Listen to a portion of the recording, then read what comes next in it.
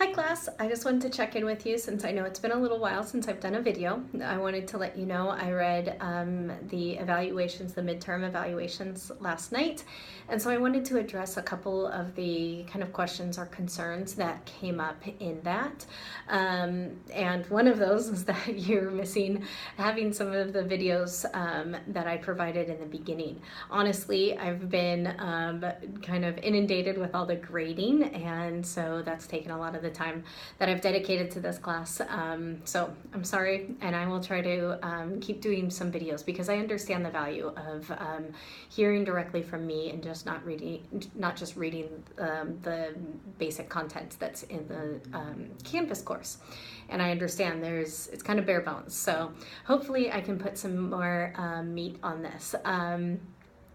I wanted to first talk through one of the comments, or a couple of the comments, of just trying to understand what the point of this class is and kind of where we're going and why you're doing this, the importance behind it. I think you've already heard me talk about the analogy of if you go to your boss with a problem, you need to have a solution. So the important part about this is I know you're not going to be necessarily writing another academic type of paper like this, and that's not necessarily what you would want to go to a boss with. They're not going to want to read a 25-page academic paper, but that's how we have to do things in the academic world. But the basis behind what you're doing in this class is basically taking you guys on the journey of going from what you think to what you know. And that's a really important transition. And that's what can be applied to your professional life and to your role as developing leaders. In high school and even in some of that undergraduate college level work, so often are asked to write papers about our own thoughts about a topic and to defend it.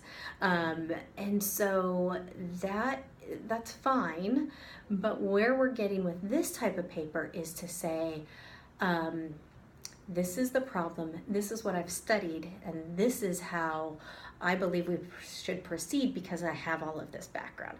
That's where it goes into that analogy of working with your boss, of saying, going to your boss and saying, I've seen this problem, I think this could be a solution, and not even I think, I know this could be a good solution.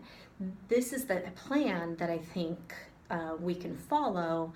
This is how we'll measure the effectiveness.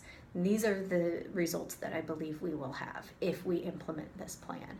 And to really be able to show that you are knowledgeable about this. Okay, so I hope that makes sense. I'm going to try to not make this video too long, but bear with me as I talk through a little bit more about some of the APA formatting and the tone that we're looking for. I'm going to review this diagram some more for those of you who haven't seen me walk through this, and then hopefully give you a little brief intro into the research. All right, so stick with me. Just think about this as, okay, cool, I'll listen to her for 20 minutes instead of 4 hours in a lecture class, okay? So going back to APA formatting and the tone of this paper, remember, this is not about what you think. This is about what you are finding. First of all, start to think about who is your audience.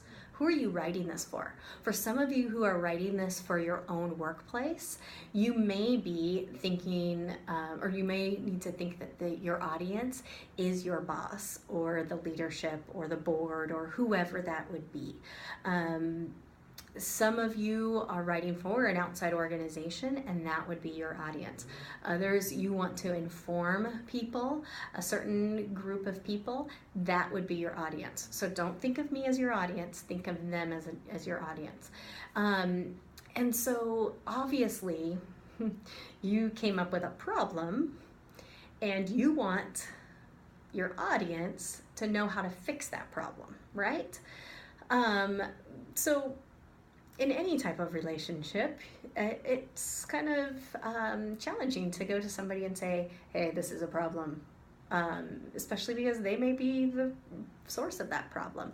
So as you're writing this, make sure that you are not insulting or degrading or criticizing the audience that's reading this, or the source of that problem. I know maybe one of you will present this to your boss. I hope you could, but probably most of you will not. I wrote pretty much the same paper about my former workplace, and I was all gung-ho that I was going to present it to my boss, and I never did, honestly. It turned out great. I got an A on it, and I was really proud of it, but I didn't really present it. But I know that I was writing it out of respect to that audience, okay? So just think about that in mind. Again, going back to that, instead of thinking and knowing, you're persuading them with the knowledge that you have. And I don't want to say that, actually. You're persuading them with the research that you're going to get. So you're not persuading anybody about this problem by your own thoughts or your own perceptions of the situation or your own experiences. I know a lot of you are writing from your own experiences. You are not in any way trying to argue your point or get somebody to understand this problem or the solution from your own thoughts. It's all being backed up by research, okay? So that also means taking a lot of that emotion out. APA is very, very academic, and there is not this I think, I believe, and so I know a lot of you guys are writing about very emotional things. Some of you aren't, but there are some very emotional topics, and I asked you to write about something that you're passionate about, but you need to kind of take out those emotions, take a step back, write it from a very academic side. All right, please, please, please, no more first person. No, what would you do if? That's also first person. No, we, not talking about your own experiences.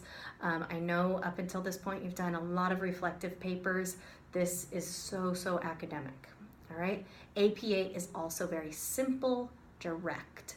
It's not poetic, it's not full of descriptions or analogies.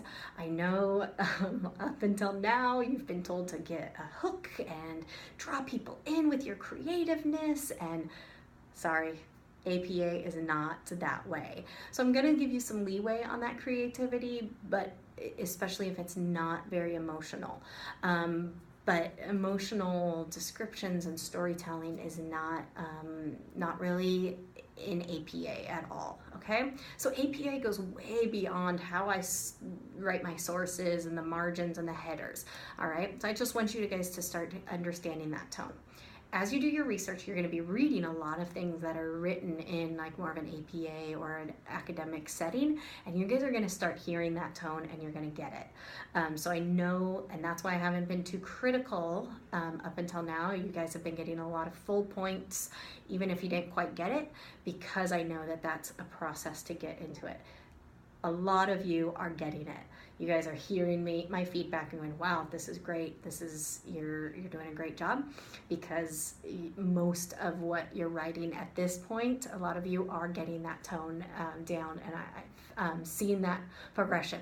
So just keep those things in mind. Make it really direct, not personal, not emotional, very academic. Hope that makes sense. All right, let me review this diagram